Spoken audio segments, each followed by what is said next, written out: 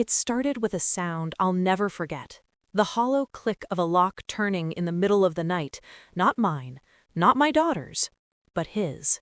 My ex-husband, standing there in the doorway of the house we once shared, smug and half-drunk like he still owned the place, like the divorce papers we'd signed meant nothing. And in that moment, staring at him in the dim light of the hallway, I realized something terrifying. This wasn't over. Not even close. You ever feel that? That gut-deep awareness that the battle you thought you'd finished is actually just beginning? That was me.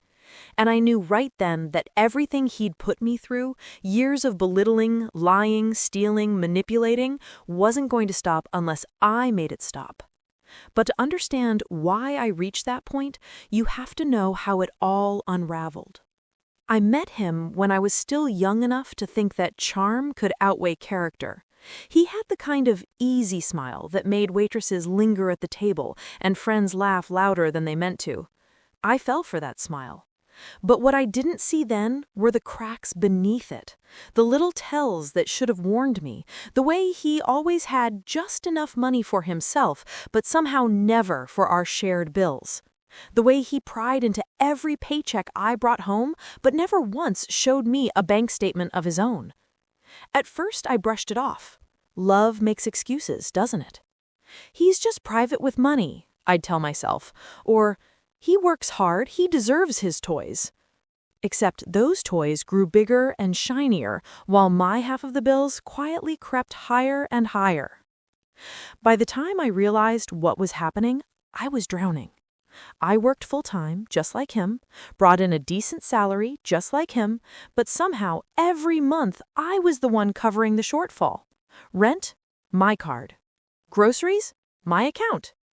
Extra expenses for the kids? Straight out of my pocket. And every time I questioned him, he twisted it into my fault. "You're not managing right," he'd snap. Or worse, he'd laugh and tell me I was too uptight, that I should loosen up, live a little. Meanwhile, he was living a lot. What I didn't know then was that behind my back, he'd taken out a massive loan in both our names. TVs, cars, the newest PlayStation, clothes with tags so fresh they still smelled of the store. All debt, all hidden. And while he played king of the castle, I became the silent foundation holding everything up, the one keeping the lights on, the one slowly cracking under the weight. Now, here's the thing. You can only crack so much before you break. And for me, the breaking point wasn't even the money. It was the way he chipped at me, day after day, word by word. "You're too sensitive. You can't take a joke. You're selfish. You're cold." He said it so often that part of me started to believe it. Have you ever had someone grind you down like that, where you look in the mirror and wonder if maybe they're right? That was me, standing in my own bathroom, staring at a woman I barely recognized. The only thing that kept me anchored was my daughter. When she was around, I could fake it. I could smile, I could push through, but behind closed doors, the mask slipped, and all I felt was exhaustion. Finally, I did what I should have done years earlier. I left. I filed for divorce, packed up my pride, and told myself the storm was over. And for a little while, I even believed it. Papers signed, custody agreements in place, we were supposed to move on. But here's where I made my fatal mistake. I let him stay under the same roof for a while, just until he found a place. Don't ever do that. If you're listening to this and you're thinking of separating, let me tell you, don't make my mistake, because what followed was hell I never could have predicted. He became a ghost I couldn't shake. He hacked into my accounts, scrolling through messages that weren't his to read. He rifled through my phone when I wasn't looking. Worse, he started interfering with anyone I tried to date. One man, kind, decent, backed away after my ex harassed him so badly he didn't feel safe. Imagine that, trying to rebuild your life and having the past slam the door in your face again and again. And he didn't stop there. He'd show up at my place uninvited, pounding on the door, his voice echoing through the night. He called at all hours, screaming through the phone, hurling insults until my ears rang. Once, he threatened to crash a party I was at just to embarrass me. And the worst, the absolute worst, was when my daughter overheard one of his rages. She cried, sobbed so hard her little body shook, begging me to come home. Do you know what that does to a mother? That kind of fear in your child's eyes? That's when something in me hardened. That's when I realized this wasn't just about me anymore. This was about protecting her. So, I stayed calm.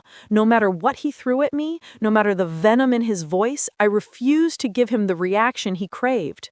I smiled when he wanted me to cry. I stood still when he wanted me to crumble. I never once let him see me break. And oh, did it drive him mad. You could see it in his eyes, the way his temper sparked hotter when I stayed cool. And behind the scenes, I started building my case. Therapy for my daughter, counseling for both of us, a paper trail of his behavior. Every meltdown, every intrusion, every threat, I documented it all.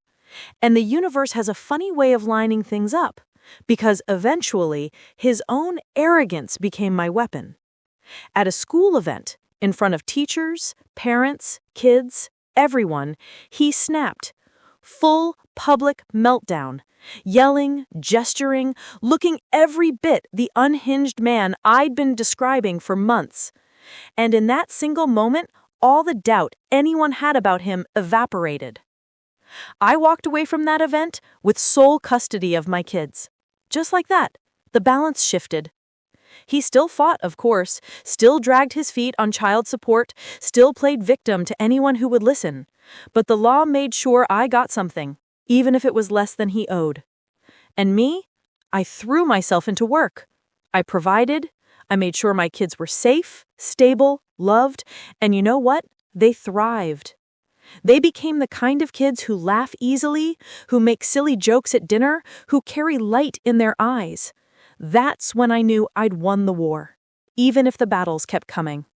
And then came the final twist, the cherry on top of this long, bitter Sunday, her new girlfriend.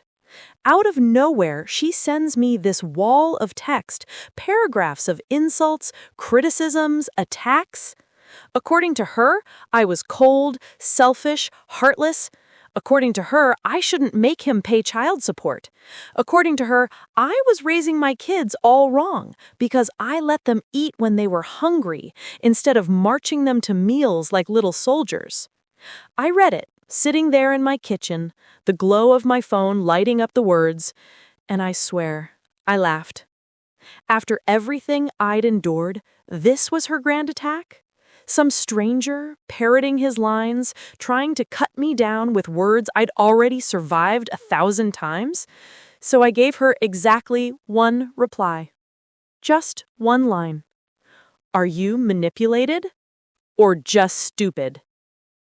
Then I blocked her. Simple, clean, done. And you know what?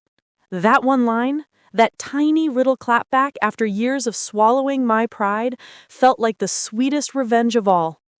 Because here's the truth. Revenge doesn't always look like fireworks or grand takedowns. Sometimes it looks like surviving. Sometimes it looks like building a life so steady, so filled with peace, that the chaos of your past can't touch it anymore. And sometimes it looks like a single, perfectly aimed sentence that shuts the door on the people who once tried to break you. So tell me, what would you have done in my shoes? Would you have waited this long to play your hand, or would you have snapped sooner? Be honest, because I think waiting, enduring, and then striking in the smallest but sharpest way, that's what made it satisfying. My kids are safe, I've moved on, and for the first time in years, I'm at peace. And all it took was walking through the fire and refusing to let him burn me down.